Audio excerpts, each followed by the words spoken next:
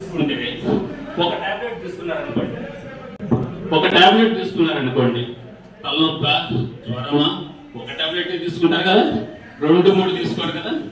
అన్న తమ్ముడు లేకపోతే మీ ఇంట్లో బంధుత్వం కలిగిన వ్యక్తులు స్నేహితులు ఎవరికో. చిత్తూరు జిల్లా పొంగునూరు పట్టణంలోని బసవరాజ బాలికల జూనియర్ కళాశాలలో డ్రగ్స్ వద్దు బ్రో అనే కార్యక్రమం నిర్వహించారు.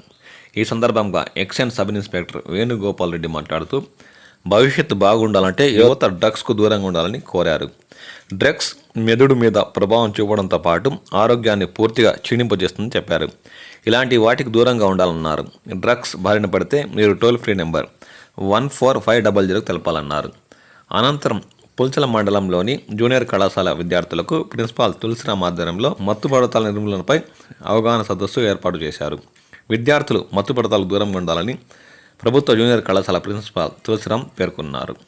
ఈ కార్యక్రమంలో అధ్యాపకులు, విద్యార్థులు పాల్గొన్నారు. సదుం ప్రభుత్వ జూనియర్ కళాశాలలో కూడా డ్రగ్స్ వద్దు బ్రో అనే కార్యక్రమాన్ని నిర్వహించారు. ఈ సందర్భంగా ఏఎస్ఐ సత్యనారాయణ మాట్లాడుతూ మధు పదార్థాలకు విద్యార్థులు దూరంగా ఉండాలని, చెడు వ్యసనాల బానిస అయితే జీవితం దుర్భారం అవుతుందన్నారు. తల్లిదండ్రుల ఆశయాలకు అనుగుణంగా బాగా చదువుకుని జీవితంలో రాణించాలని ప్రిన్సిపాల్ వెంకటనాథ్ రెడ్డి కోరారు.